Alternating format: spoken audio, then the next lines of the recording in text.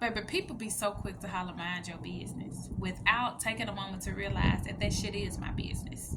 Anything that directly affects or even indirectly affects the divine collective, the people that join together for the purpose of the highest good of all things being, all of us, anything that directly or indirectly affects one of us is my business.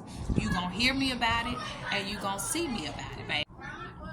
And them kids being confirmation right in the background. Period. Listen, anything that affects us on a collective level is something that we have to get back into the practice of, in the intention of saying and doing something about. So many of us see so much injustice and so many things happening that we say and do nothing about. And it has become such a normalized thing that we think is the natural way of living or the natural way of being. I don't even want to call it life because it ain't living, right? And so anything that affects the highest good and the well-being of all is something that we should all have something to say about, right? Whether it's our finances, whether it's our mental and emotional health, whether it's our sexual health and well-being, whatever it is, our environment, our surroundings, our homes, our children, our grandchildren, our spouses, like being able to not leave out the house at a certain time or do certain things because we're afraid that some crazy person is out doing XYZ because nobody has said or done anything to stop it. We gotta say something about this shit. It's time for us to have something to say. It's time for us to have something to do pertaining these things. 143. Thank you, universe. Because we have gotten so comfortable in this belief that everything that we're experiencing is what life is, and it ain't.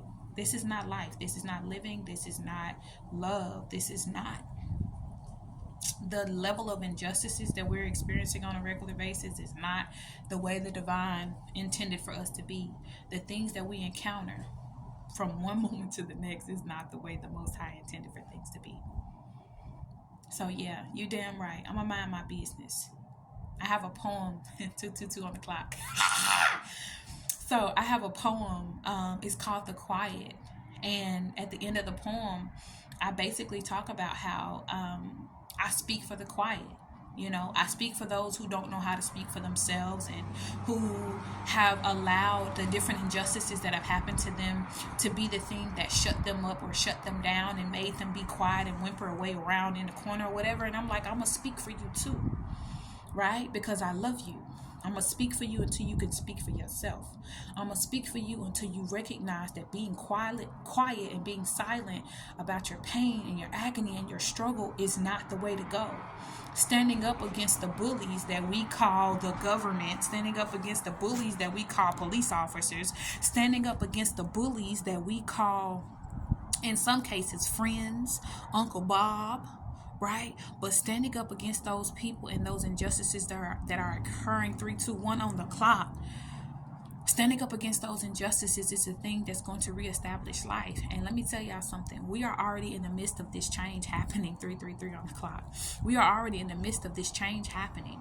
That shit just been happening underneath the surface. So a lot of the things people been thinking they've been getting away with, it's just been bubbling underneath the surface. And baby, these fires and all of this shit that's been happening over the past few weeks, months, years, has nothing on what is getting ready to go. But that's the message, beautiful beings. I love you. I love you. I love you.